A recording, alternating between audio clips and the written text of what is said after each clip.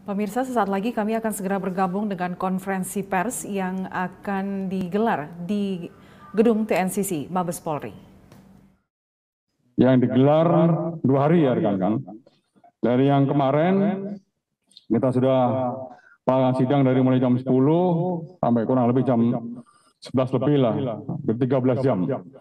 Kemudian hari ini kita mulai lagi ya pelaksanaan sidang dari jam 13.00 sampai dengan 17.29 atau 17.30 lah. Artinya bahwa sidang ini juga berjalan hampir 18 jam. Ya, kenapa cukup panjang? Karena memang saksi yang dimintain keterangan oleh hakim komisi ini sebanyak 14 orang. 13 hadir secara langsung dan 1 orang Brigjen HK secara virtual dari Makobrimob. Ya. Kemudian juga pendalaman dari berbagai macam alat bukti dan mendalami juga fakta persidangan, maka waktu yang dibutuhkan untuk memutuskan juga sangat panjang. Ya, mungkin ada pertanyaan dari teman-teman media, kenapa ditunda? Ya, kita berikan kesempatan lah kepada hakim komisi ini, karena hakim komisi ini bekerjanya cukup maraton ya. Dari mulai kemarin terus, ya ini juga masih akan berlanjut dengan sidang-sidang kode etik yang lain. Dan kan dari hasil keputusan sidang pada hari ini, ya dengan pelanggar KBP ANP, pasal yang dilanggar, kembali saya sampaikan kepada teman-teman, yaitu pasal 13 ayat 1 PP RI nomor 1 tahun 2003 tentang pemberhentian anggota Polri, yuntuh pasal 5 ayat 1 huruf C, pasal 8 huruf C angka 1, kemudian pasal 10 ayat 1 huruf D, dan pasal 10 ayat 1 huruf F Peraturan Kepolisian nomor 7 tahun 2022 tentang kode etik profesi dan Komisi Kode Etik Polri.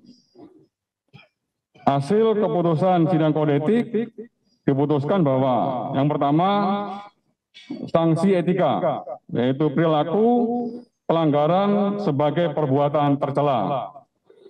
Yang kedua, sanksi administrasi. A. Penempatan khusus selama 28 hari. Dari tanggal 9 Agustus sampai tanggal 6 September. Maaf. Ya, kemudian B. Pemberhentian tidak dengan hormat atau PTDH dari anggota kepolisian. Setelah dibacakan putusan oleh hakim komisi sidang kode etik, pelanggar KBP ANP mengajukan banding. Ya, silakan banding juga diatur di dalam Perpol nomor 7 tahun 2022 pasal 69 itu merupakan hak yang bersangkutan. Proses banding tetap akan diproses oleh komisi banding nanti akan dibentuk oleh Pak Karo Watprof. Ini hasil sidang keputusan pada hari ini. Dan rencana besok ya, besok akan digelar juga sidang kode etik AKP DC, ya, AKP DC atau AKP C. Ini tidak ada keterkaitannya dengan obstruction of justice. Ya, ini hanya pelanggaran kode etik yang diklasifikasikan, yang Pak Karwaprof sudah mengklasifikasikan yang berat, sedang, dan ringan. Ya, yang bersangkutan masuk kategori sedang, ya, masuk kategori pelanggaran sedang, dan besok akan digelar dan tentunya keputusannya menunggu besok. Ya, dan berikutnya juga nanti akan juga digelar beberapa sidang kode etik lainnya. Untuk terkait sidang kode etik obstruction of justice mungkin akan dilanjutkan minggu depan. Ya, ini yang pelanggaran-pelanggaran dulu, baru nanti yang terkait menyangkut soal obstruction of justice minggu depan lagi, karena pemberkasan juga masih terus berproses dan saksi-saksi juga yang dimintain keterangan juga cukup banyak.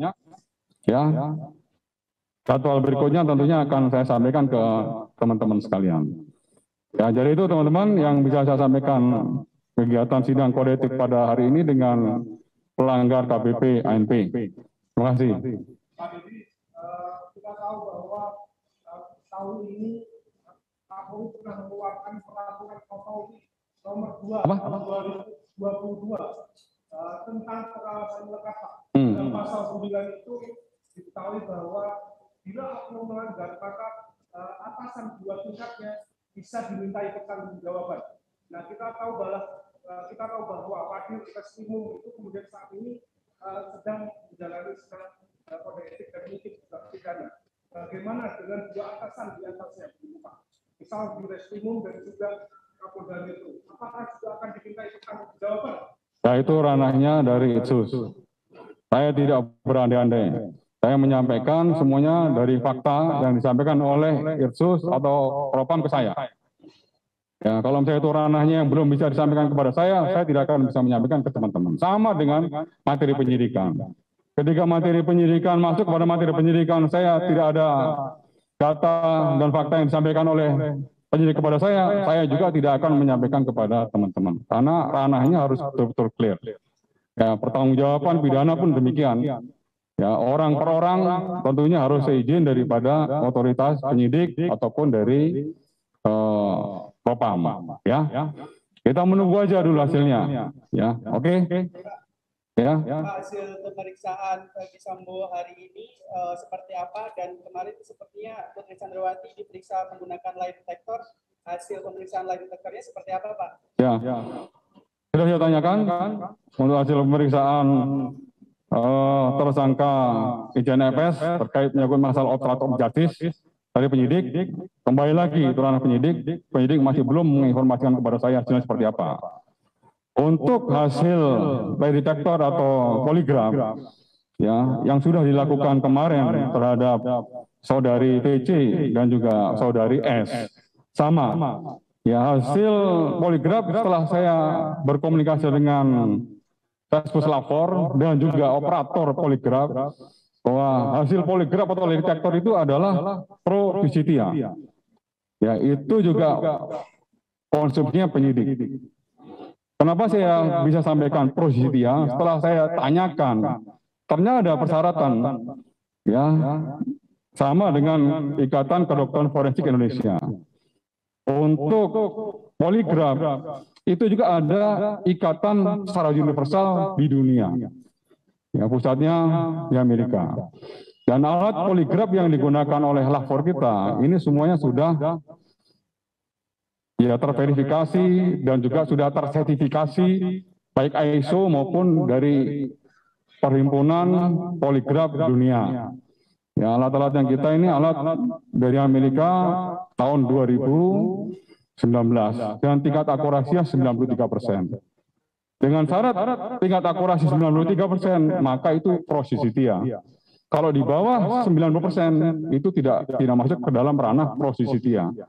Kalau masuk ranah pro justitia berarti hasilnya diserahkan ke penyidik.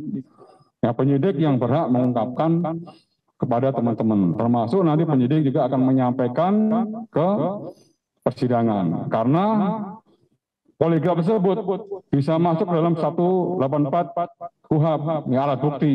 Selain petunjuk juga masuk ke dalam keterangan ahli. Gitu rekan-rekan. Lagi, Pak. Gantian.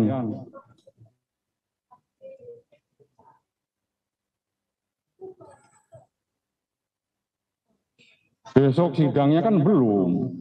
Ya, sidangnya besok digelar baru hasil putusan sidang saya bisa sampaikan ke teman-teman. Ya.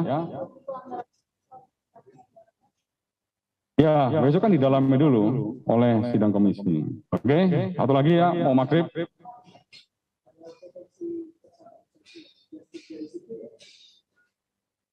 Sipil. Karena ini lingkupnya kode etik, ya khusus anggota Polri. Kalau dari sipil berarti nanti penyidik. Ya, sementara ini saya belum mendapat informasi dari penyidik ya. Untuk yang sipil ya. Sementara yang obstruction of justice ini kan kaitannya dengan penyidikan anggota Polri yang melakukan obstruction of justice. Ya. Satu lagi. Apa? Ini kan sudah saya sampaikan.